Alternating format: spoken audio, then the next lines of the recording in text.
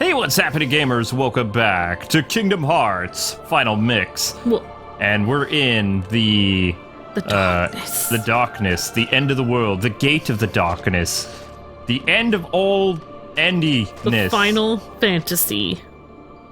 Yeah, okay. I can, okay. So, I don't really remember this area too well, but Donald's final weapon, outside of, you know, synthesizing his weapon from the Mooglies, or whatever you want to call them. Yeah. Back at Traverse Town, he has a wand that is hidden here that's actually pretty decent. It's not a bad wand. And, yes, I know I forgot to get Oblivion and some other Keyblades. Mainly Oblivion and the, we're not going to be able to show you guys the ultimate weapon, which is very hard to put together. You have to literally fight every single enemy known to man and collect all these different fragment things that they drop, and then you can use these things to create the ultimate weapon. But really, it's not worth it because you're going to have to invest about, I want to say 25 additional hours into the game.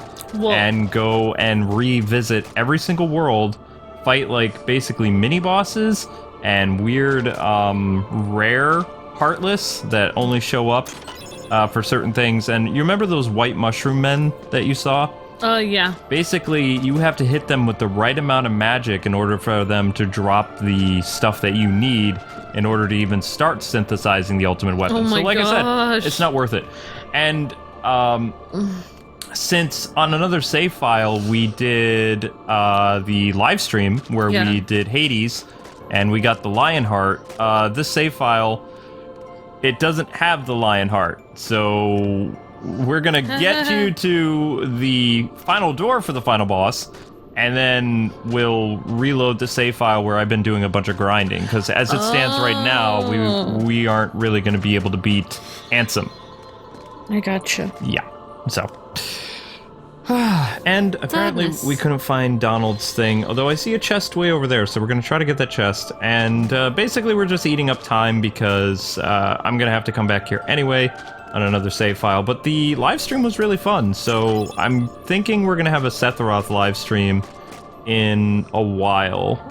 Or I can just invest some time grinding and, you know, battle him, but I don't think we're ever going to beat him. I beat him once 16 years ago, and I was told in the live stream I lasted about 2 minutes. Yeah. Pretty good. Wow. Yeah. Okay, so they told you it was 2 minutes altogether? Okay, yeah. Mm-hmm. No, 2 minutes for my second attempt. Oh, okay. First attempt was 30 seconds. Yeah. Yeah, I was there for part of it. Yep. And we hope you guys are enjoying the Go Vacation stuff. Okami is starting up Tuesday, I believe. Yeah. Which is going to be another fun, interesting game for us to do. I enjoyed the whack-a-mole thing that we did. The whack-a-mole, if memory serves correct, it went up today. Our date episode. And we have one other episode that's kind of like a date. We're wearing couples outfits in the mountain resort for a while. And then we're like, yeah, no, we don't want that. We're going to change outfits, because, yeah. Yeah, and then the mountain outfits were even more horrible. Nope, hi Donald, hi Goofy. Oh my gosh. Hey guys, having a fun time. Yeah, definitely. Yeah, it does feel like we're in some dark realm. But it's not, because it's a Disney thing, it's not too dark. It's like, happy dark. Yeah, I kind of give up. We can't find Donald's weapon, but I do have it on another save file. Because I did go to this world, and then from that world I went back to the Colosseum, and yeah, so Donald has that weapon already. So yep. It's not that much more powerful. It does, you have to remember, the weapons that you pick up, they only do like an additional 1 or 2, but I mean, it does make all the difference later. Yeah. So, but I would be curious to see how long Sora would last fighting Ansem at a level, I think he's a 45 right now. Something like that. Yeah. Whoa, this is dark. This is very dark. Now, if you have not completed some of the skippable worlds, they force you to battle through some of them until you're proven worthy, and then you have like this pink aura that shows all the different worlds that you've gone to and completed. So would you say like the graphics and stuff for this game were like like ahead of their time for the... No. No, that was just like how regular... What? Wait, what system did this come out on? PlayStation 2, 2002. PS2, yeah. It was just like regular PS2 stuff. Whoops. Oh, of course we're watching it on kind of updated a little bit. See how this is basically a transportation into the world you've already completed? If we go down that way, you'd have to fight all those enemies.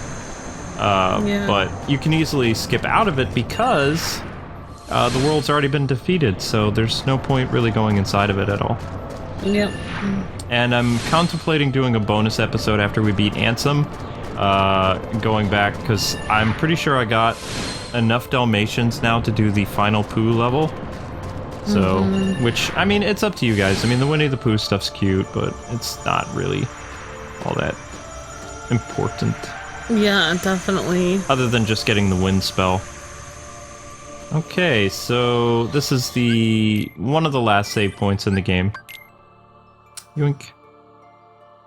Ta-da. Okay. And there should be a treasure chest behind us. There it is. Excuse me, Donald. Yay. Tapping it with your, you're just using that, Oath Keeper? that key thing, like, nonchalantly everywhere. Well, I am the Keyblade Master. You know, do you have to, like, say that all the time? Like, I am the Keyblade Master! oh my gosh! Oh my gosh. And, never mind. I just have to say something. We know that Sora's not 10, though. Like, we were saying, like, we don't believe in tweens, because when we were younger, there was no such thing as a tween. He's pretty young, though. He's supposed to be, like, 10 or 13 or something in this. Yeah. I don't remember, because he's older in the other ones. Much older. Yeah, exactly. He had to be younger in this one. Yeah, this Like, is some people were saying they thought he was 14 in the first one, but I don't know. He doesn't look 14 to me. 14. But I don't know. But yeah, if he is 14 or 13, then even though, yes, he's considered a tween now, there wasn't such thing as tweens back then. That's what our argument was, yeah. That's what we were trying to say, but, like, I don't know, people weren't really listening. I don't think that people can understand the concept of a world before tween was a thing. When we were young, if you were 13, you were a kid still. No, as soon as you were 13, that was a teenager. Okay, never mind. I thought 13 was teenagers. I never felt like a teenager, though, at 13. I still felt like because a kid. It went 13, 14, 15, yeah, but 16, I never felt 17. like a teen. Even when I was 15, I kind of felt like a teenager. Then when I was 16 and 17, I felt like a teenager. But when I was at 13, I did not feel like a teenager at all. I still felt like a kid. 10, 11, 12, you were still considered a kid.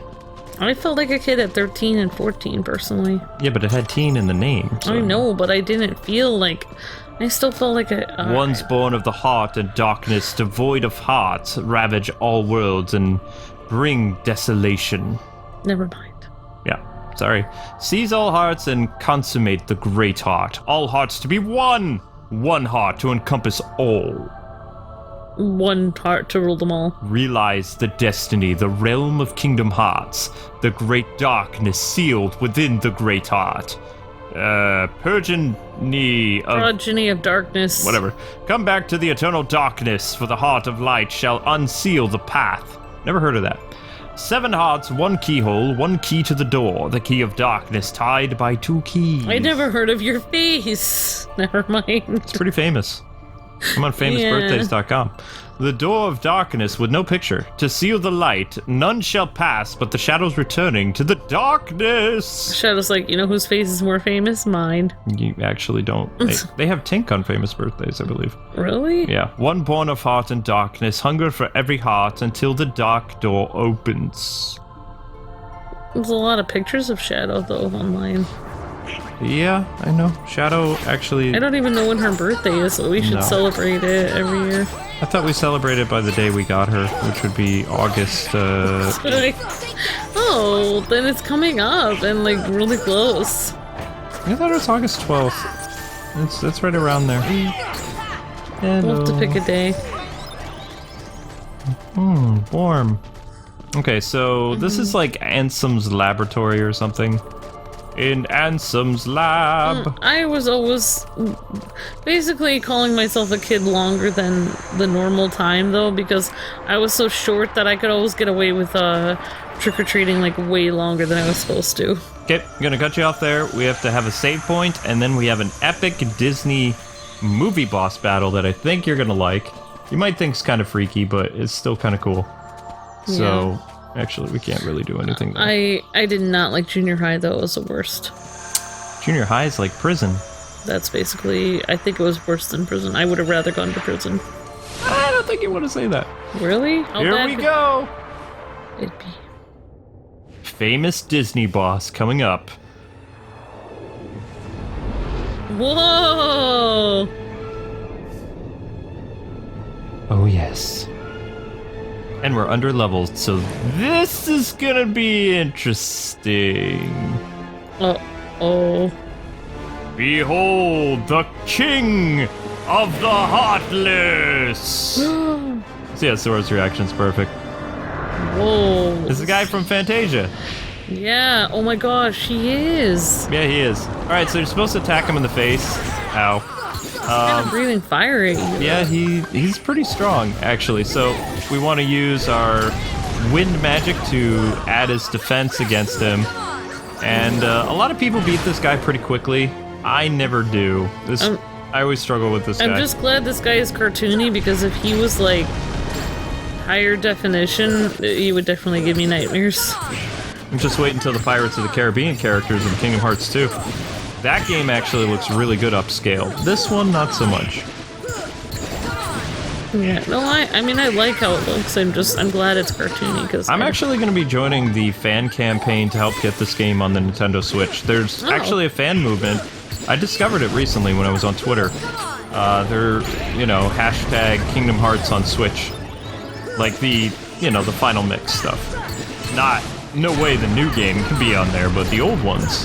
Yeah, this is such a great piece of classical music, though. I'm glad they put it in. Well, I mean, it's a monster guy. They gotta put it in. Ah! Stop hurting me!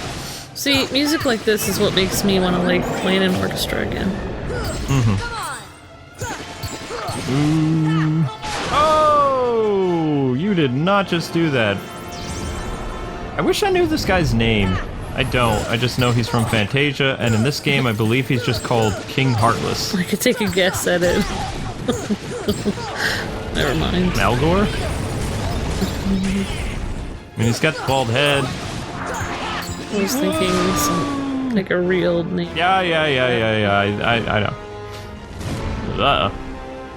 Whoa! Okay, now he's gonna, like, summon meteorites or something like that.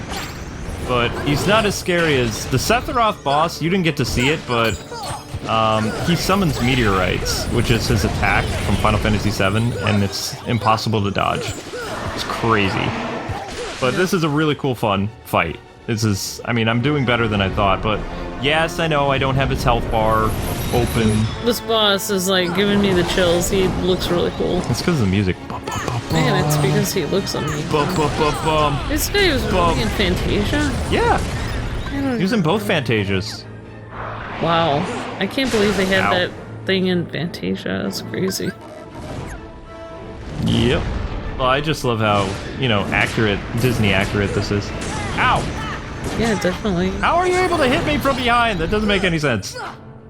Just go away. Thank you. Get out of my face, demon filth. Basically. And that's the same pose he makes when, I guess, the Sugar Plum Fairies is next after him or something? I don't remember. But there's like some light that comes in, he stretches his arms up, and then he disappears, and they go to the next part of Fantasia. I love the Nutcracker. I love the Sugar Plum Fairies. Yes, I think the Sugar Plum Fairies were in the Fantasia. I don't remember. Yes! Super Glide! Woo! Yay! That's a fun ability. Okay. Now you just have to go in the hole that's right underneath us. So we're just gonna go in there, and we have, like, an onslaught of characters to fight. Oof. Okay. So I don't believe is there a chest up here? No. So these are doorways that connected to other worlds, I believe. I don't know. I never really understand how the darkness works in Kingdom Hearts. It's dark and very purpley with vines like poison ivy. Dark and purpley. But you can see that this is an upscaled PS2 game because those vines on the wall don't look very good. Well, I mean, purple is the perfect color if you want to do everything black, but you can't really do it black because then you wouldn't be able to see anything. So it's like purple, just like Batman was purple in that one game. And purple is the closest to black that you can get with still putting color into it. Yeah. So those vines represent Sleeping Beauty. Like, I think this is the remains of Sleeping Beauty's world or something like that. I don't know. Because you see, like, I Maleficent's, like, vinage thing. Purple always represents magic, I feel like, so that makes sense. Purple is a creative color. That's why I like it. Because I am creative. Even though I'm just a commentary guy. But I had fun working on this. I know that Ansem is going to cause some rage, but this is a enemy gauntlet level where the first thing we have to do is fight another one of these bosses. So we're just gonna do the same thing. It looks like Donald or somebody is using gravity, and we're just gonna rain down lots of attacks on his crown until it breaks. And we have to fight a lot of enemies. I don't know where I read, but I was reading somewhere that green in a lot of things like represents like witchcraft or fairy magic, which is probably why they use green for Maleficent, her magic and stuff. I don't know, it could have been just they thought it looked cool. Or they just thought it looked cool, yeah. I don't really think that Disney animators back in the day really did a lot of research. Yeah, they try to, like, get it. That came later, like, by the time they did Lion King and Aladdin, like, they really hardcore researched. Yeah. And Beauty and the Beast, too. It was very authentically French. Alright, he's done. Yeah. Bring on the enemies, foo! If it's not Baroque, don't fix it. Totally. Now... That's a mirror door, so we have to chip away at the different pieces of heart, and that means that this is pretty much a gauntlet of enemies to fight. And after this point, when you defeat all these enemies, if you kind of want to grind a little bit, you can exit the mirror and come back to this area and fight, like, really strong enemies. But once you go past the mirror, and you go on to the door that's on the other side, you can't come back. So, I mean... Any grinding, any side missions that you want to do, you have up until the last save, which is through that door. And then you're done. So you have to keep that in mind. Man, that's a weird... He looks like Krang. Or, Krang. I'm sorry, but they ruined Krang. I thought Krang was going to be like this... The more I think about it, the Turtles Out of the Shadows movie, not only did they ripped off a name from a video game, and they didn't even come out of the shadows in that. It's like, yes, they get police recognition at the end of the movie, but they don't really go out from the shadows. They're not even rocking the cartoon trench coats and, you know, sitting in pizza diners and eating pizza. They're still sticking to the shadows, but the police and the military know who they are, and that's enough for them. It's like, okay. But they look... You're talking about the live-action movie, right? The recent ones, yeah. The Bay Turtles. They look so... Like, the cartoon turtles, and I feel like the comic book turtles, the turtles looked about the same size as a human. They were a little smaller. Yeah. About 5 whereas foot tall. these ones are like 4 times as big as a human. Yeah. So they can't really wear trench coats and fit in, whereas the other turtles, you could put on a trench coat and you could appear like a person, just like the Invisible Man or something, where most of your face is covered. And if someone doesn't look at your hands and feet, they wouldn't even notice that you're... Like, if you're just walking through a crowd, they might not even notice. That's the whole point of it. Like, in New York, you don't even really look... Like, when you're in a big city, you don't really look up to other people around you. You're not staring at other people. Like, you're minding your own business. So, in reality, they could pass for people because no one is really going to be looking at you. Yeah, that's what I really liked about... I mean, when you go back and you look at the 90s Turtles movies, they really seem the most, like, authentic and realistic because, I mean, you know, walking turtle people hanging out in trench coats and stuff and being in dark alleyways and stuff like that, you could see that happening. The Babe verse of Turtles, not so much. It was literally closer to realism. It was as close to realism as you could get. Even though it was like the first Turtles movie. And they were Muppets. Yeah, so they were Muppet suits. They were able to get closer to realism and be more realistic to what it feels like to be turtles, and they were the first Turtles movies. And then the Bay ones really didn't improve upon them, even though they had better technology. They didn't improve. They almost made them aliens too. Yeah, that Teenage Mutant Alien Turtles. and that's probably what he was trying to make. I don't know. The Zack Snyder approach. Like, it's I'm gonna be stupid. creative and you can't do anything about it. Why does everyone need to, like, explain it with aliens all the time? Like, why can't you just be like, oh, well, I don't understand. The ooze making turtles grow. That's not realistic, but aliens are. Do you want to like, know why there hasn't been much news about the next Turtles movie? Because it's not there. It's because Michael Bay is working on Thundercats. No! What is that gonna be? People with painted faces looking like cats? I have no With fur? idea. Is it gonna be like... Oh my gosh, you know how they put all that makeup on, like, Jim Carrey for the Grinch? Like, I wonder if they're gonna do that for Thundercats, or they're gonna put fur on people. Like the Winnie the Pooh movie. Like they did. Did you know that... I heard I don't know if this is true.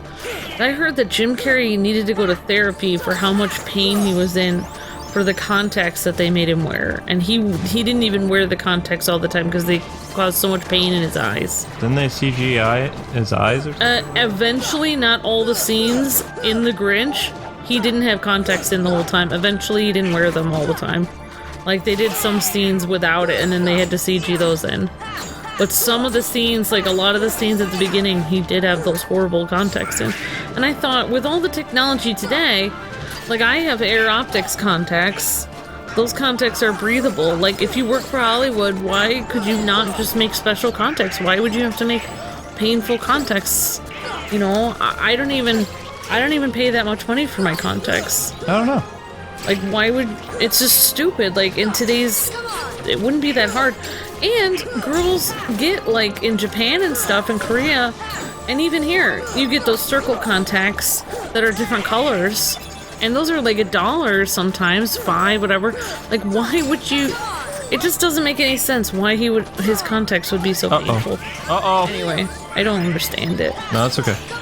But yeah, I really hope that they... I mean, Jim Carrey had to put so many hours of makeup. I have a horrible feeling they're gonna ruin the Thundercats. I cannot imagine it going well. I just am imagining a million bad things, and I think they're all gonna happen at once. If you know, the Ninja Turtles, that was his idea of a good movie, then I can't even imagine what Thundercats is gonna be. Well, he didn't have much of a role in the second Turtles movie, so... But the first one, he has no excuse. Oh, yes. Anyway, sorry, I didn't mean to talk about Michael Bay, ruiner of childhoods. Well, I mean, our childhood is still intact. It's other people's childhood that's ruined. Yeah, really, our childhood, we had the good cartoons for our childhood. Yep, we win. They just ruined it for all the kids today that think those are the turtles. I feel sorry for them.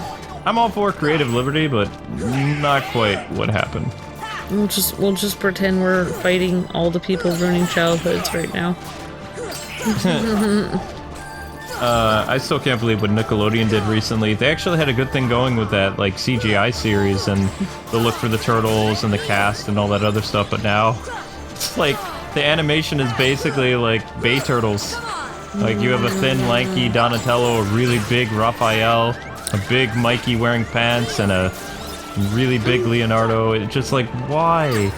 I liked the cute turtle animation that they had. What was that? I forgot what that Nickelodeon show was. Teenage Mutant Ninja Turtles, I thought it was just called. Yeah. Nickelodeon. Yeah, I loved that. And then we did that Wii game on it. Mm-hmm. Yeah, I loved those. It was cute. And it took me a while to get used to the new April and stuff, but I liked it. It was fun. It was a lot of fun. Yep, so they ruined that recently. Yeah, Turtles is so... Right around the same time they released the new She-Ra image. Well, I mean, Turtles was never supposed to be as popular as it was. It was just supposed to be a fun, random thing. And then it got so popular randomly. Also, here's a little bit of trivia for you. Did you know that Kevin Eastman, one of the creators of the Ninja Turtles, appears at the beginning of the second Michael Bay movie with the Turtles? He's the guy delivering pizza. I did not know that. I feel like he would be so sad to be in that movie. course, I guess that he's getting paid. I don't know. It's like, whatever. Like, if I created the turtle, I mean, I would not want to.